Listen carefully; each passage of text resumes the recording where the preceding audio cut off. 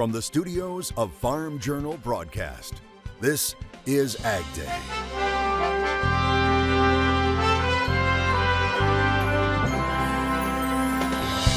Getting the most out of a really sweet crop. We need varieties that are ready to start harvesting in 6.5 months. See the latest research being done on sugarcane. High heat is impacting the land and the sea. Certain parts of the Caribbean, like Belize, are already bleaching and bleaching pretty severely. Well, you should care about a loss of coral as temperatures continue to rise in the Corn Belt, bringing little relief for thirsty crops. We started off really dry. It's kind of been hit and miss as far as getting any kind of rain. The latest forecast for farm country and an update on where drought conditions stand right now on AgDay. AgDay, presented by Pioneer. What's next happens when the name on the cap matches the power of one's purpose. Pioneer, what's next happens here. Good morning, I'm Clinton Griffiths. High heat and little to no moisture in key growing areas pushing drought conditions back up. The latest drought monitor showing dryness is expanding, now covering 27% of the nation. Now that's up more than 1% from last week. And you can see the areas of greatest concern continue to be right there in the center of the country. Missouri, Kansas, and much of Nebraska. And it's also increasing in areas of Wisconsin and Iowa. There's also pushing up the percentage for crops in drought, starting with corn, now 59% in drought. That's up 4 points from last week. Soybeans now 53% in drought, up 3% from the previous week. Drought also increasing in Illinois, where 14% of that state is dealing with moderate to extreme drought. 3 months ago, drought wasn't an issue at all. AgDay's Michelle Rook is here. Michelle, these hotter temperatures aren't helping things right now. No, because it's negating some of the benefits of those rains that they saw in parts of Illinois in July that kind of helped improve crop conditions. As it stands right now, though, only 45% of the corn crop in Illinois is rated good to excellent. That's down 26% from a year ago at this time. Only 44% of the beans are rated good to excellent, and that's putting a question mark on yield. Mary Pat Sass is still hopeful for an average crop, even though precip has been running below normal in northeast Illinois. We started off really dry. It's kind of been hit and miss as far as getting any kind of rain on our fields. 15% of their acres are irrigated, but she says even that only goes so far with the excessive heat. We can't really keep up with irrigation, especially when the crop is demanding it as much as it is right now. The irrigation is helpful for sure, like we would put up more if we could. It definitely, if we don't get timely rains, it still does affect the crop. And most of our crop is not under irrigation. And she thinks with the dryness, they've already seen early damage and yield loss in corn, just based on uneven tasseling. And whenever I see that and it's so widespread, it has to do with like regional weather and the dryness. And to me, that just tells me to don't set my expectations to the stars for this season, like kind of set expectations where we might see some yield hits from that dry weather. However, in central Illinois, more timely rains in July may have improved crop conditions just enough to reach at least normal production potential. We've got shorter corn than normal. We're going to be at the risk of burning up in August if it doesn't rain. But as we are right now, pollination went off without a hitch. The water was in time. And we're on pace, I think, for an APH yield, weather permitting. Statewide in Illinois, though, 72% of the corn and 69% of the beans are in drought. The good news, however, is there aren't any acres in D3 to D4 level or extreme drought. I'm Michelle Rook reporting for AgDay. And this dangerous heat wave isn't over yet. Meteorologist Andrew Whitmire has a look ahead to the weekend. And that's right, Clinton. We are still watching that big ridge of high pressure, that big heat dome that, again, is still bringing relentless heat to much of the South and Four Corner states and even up into the Midwest, even Great Lakes states, where, again, we're going to have to watch out for temperatures nearing that triple-digit heat mark. And regardless of if the actual air temperature reaches that triple-digit heat mark, we're watching those heat indices. That's going to be approaching near that 100 mark as we go throughout this Friday. Luckily, we're going to start to see that ridge of high pressure starting to dip its way further back towards the south, and that's going to bring us some relief across the Midwest and Great Lakes states as we go forward into this weekend with some slightly cooler temperatures. But notice from Tulsa down towards Dallas, Memphis, Atlanta, all the way over towards Phoenix, it's still going to be quite the toasty one out there with that triple-digit heat mark coming into play. And with that, the ridge starting to take shape and further backtrack its way further off towards the south and out of the Midwest and Great Lakes states. We're going to have to watch for a risk here for some strong to severe thunderstorms as we head on into Friday. We're talking the potential here of some heavy rainfall and damaging winds as the main impact here from the Dakotas all the way over into Michigan, as well as parts of the Ohio River Valley. We'll chat more about this severe thunderstorm risk here in our full weather segment here in Ag Day. But first, let's check out our picture of the day, our crop photo of the day here from Iowa. And all that sunshine bringing out the sunflowers. Roger of Iowa capturing this one, a chocolate cherry. I'll warn your Ag Day forecast in just a few. A legal battle is brewing in Massachusetts over that state's sow housing law. Pork processor Triumph Foods announcing it is suing over the state's Question 3. Massachusetts voters backed that measure back in 2016. It was due to be implemented earlier this month, but was postponed to next month. A small collective of Midwest farms also joining the lawsuit, those suing using the Supreme Court's May decision concerning California's Proposition 12 as a reference. Now, Triumph arguing the ruling against the National Pork Producers Council on Prop 12 was specific to a limited number of claims and did not confirm the measure's constitutionality. Triumph CEO emphasizing the importance of free and open interstate commerce for the nation's economic growth.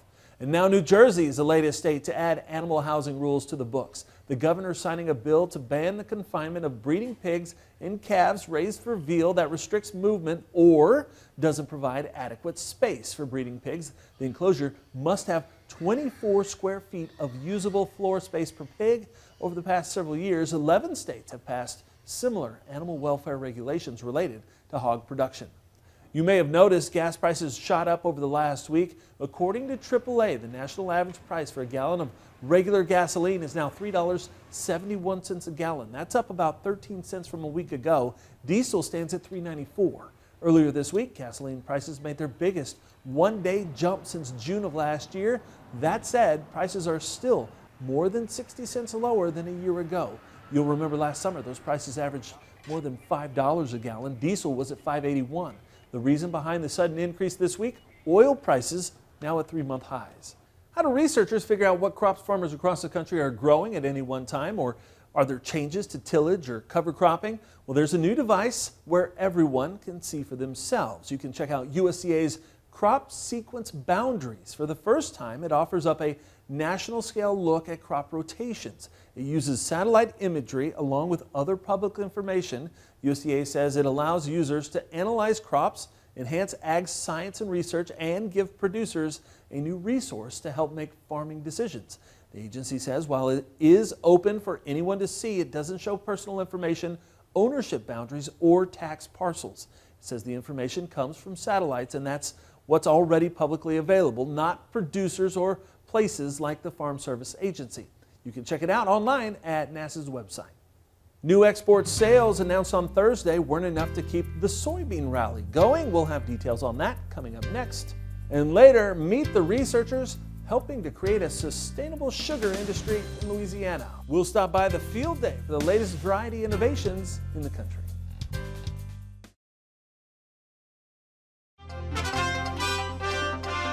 Pepsi and Walmart are teaming up to improve soil health and water quality. The two companies announcing a 7-year collaboration to invest $120 million. Now, the money would support U.S. and Canadian farmers, enabling them to adopt regenerative ag practices on more than 2 million acres of farmland.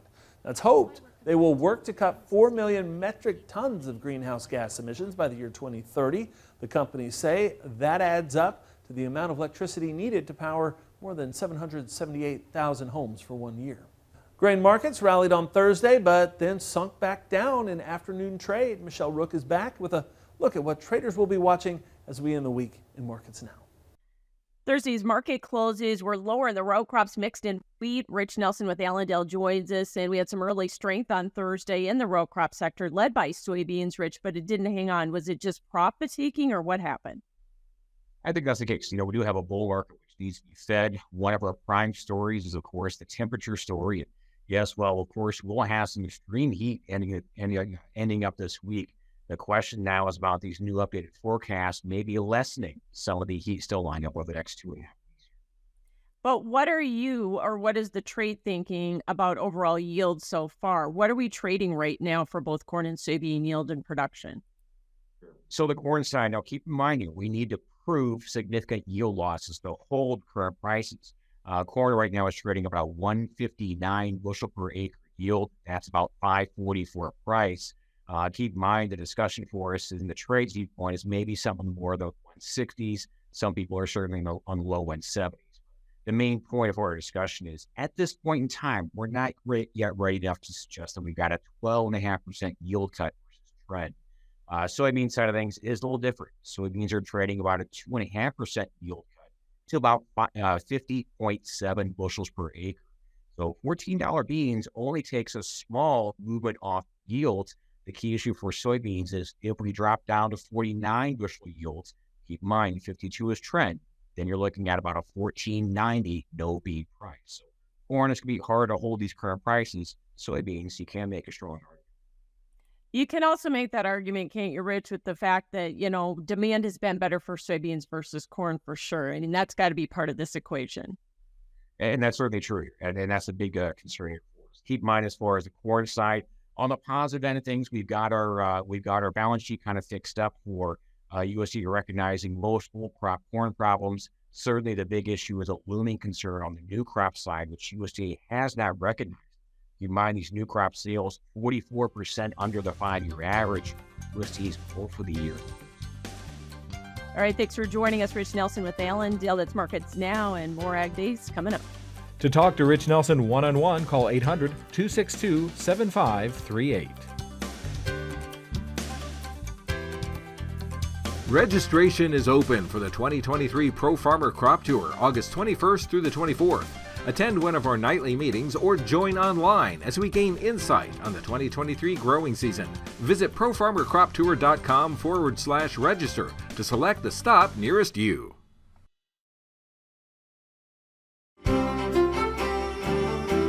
A brand new root zone for this week and the last one for the month of July. Hard to believe that already next week we're chatting about August kicking off here.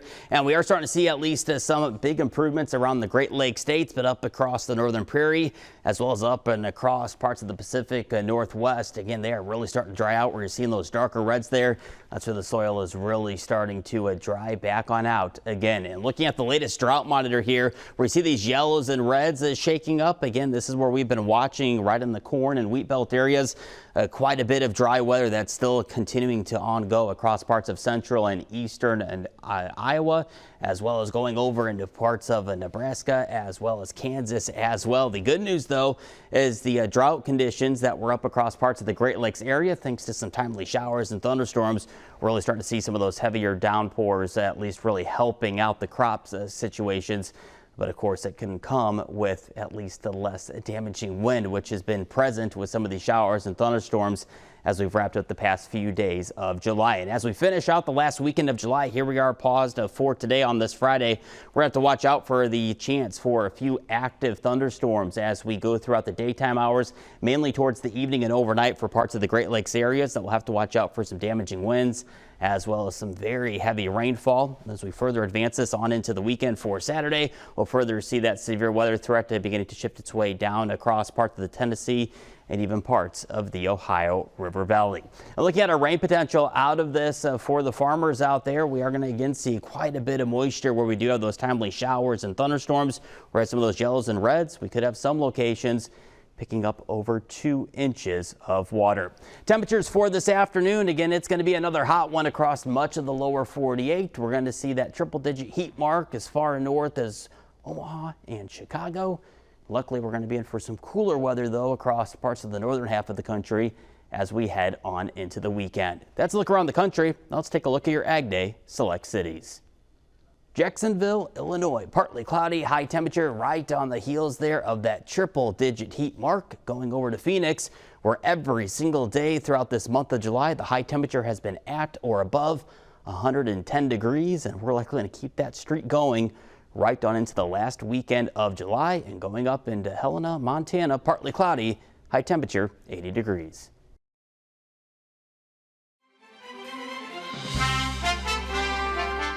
isn't just land areas scorching in the summer heat this year. The oceans are hot too. Now, this animation from NOAA shows how the threat has grown over the last 2 weeks. The areas of greatest concern in those shades of red. As Derek Van Dam tells us, the water temperatures around Florida climbed above 100 degrees Fahrenheit, threatening the world's third largest coral reef and the wildlife that depends on it. Corals thrive with ocean temperatures in the mid-80s, but lately they have been soaring into the 90s. Where in the world are they measuring these off-the-chart record ocean temperatures? Including this NOAA sensor one research scientist showed me near Miami. It's broken its daily record the past 4 days in a row. South Florida's abnormally warm water could put area corals on the verge of extinction. You can tell right now it's producing. Dr. Andrew Baker is a professor of marine biology and ecology at the University of Miami's Rosenstiel School. The marine heat wave is more or less throughout the Caribbean at this point. Certain parts of the Caribbean, like Belize, are already bleaching and bleaching pretty severely. And Florida is where Belize was about a month ago. This is a healthy brown piece of coral. If it was to bleach, it would turn all white and could potentially die. That is what scientists are concerned about if this marine heat wave continues to build. Losing coral could be costly. Coral reefs generate billions of dollars for Florida's economy through activities like fishing and tourism, which wouldn't be possible without reefs to protect the species that rely on them. We've been working for several years on ways to make corals more thermally tolerant. Engineering coral that can withstand even a 5-degree temperature increase in our oceans will mitigate the effects of stronger marine heat waves that are expected in the future. Corals are one of the most sensitive ecosystems to the effects of climate change. Without them, we could lose a natural defense system as healthy corals help protect our coastlines during hurricanes. And so reef restoration efforts that are ongoing right now are really taking steps to plan for climate change, to try to make sure that we restore reefs to be suitable for a future environment and not the victims of it. Ken Niedermeyer is the technical director at Reef Renewal USA. He works to restore coral reefs in the Florida Keys and is hopeful about the future. There are corals that can live in hotter water. We just have to find them and try to repopulate with them. After 1 year, Dr. Baker's research is hitting its initial milestones, already seeing results with corals surviving in slightly warmer temperatures. We've had a few pilot experiments out there on the reefs that we've manipulated to try to make corals more thermally tolerant, and this will be a natural test of that. Not ready to throw the towel in just yet. Optimism amid record-breaking weather patterns with no immediate signs of cooling off. Louisiana is leading the field when it comes to sugarcane, and it's thanks to a lot of research. We'll see what's next for this valuable crop in the country.